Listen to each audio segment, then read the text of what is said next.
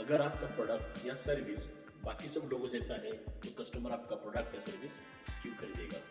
Business में यही सोच रख के आप अपनी एक अलग सी यूएसपी बना सकते हो। मतलब यही सोच रखिए और अपनी एक यूएसपी बनाइए, वो वजह जिससे आप दूसरे से अलग और बेहतर बनते हो।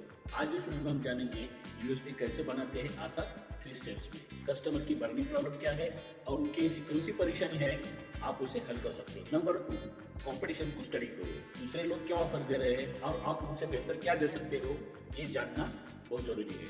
और नंबर 3, अपनी यूएसपी सीधी एक लाइन में बताओ। आप दूसरे से कैसे अलग हो ये उनको समझाओ। जैसे कि हमारा दूध सीधा फार्म से आता है और वो भी बिना मिलावट के। याद रखिए दोस्तों, यूएसपी है जो आपकी प्रोडक्ट को ब्रांड बना सकती है। तो दोस्तों, अगर ये वीडियो आपको अच्छी लगी तो इस वीडियो को लाइक शेयर जरूर करना और ऐसी छोटी छोटी जानकारी के लिए इस चैनल को सब्सक्राइब जरूर करें।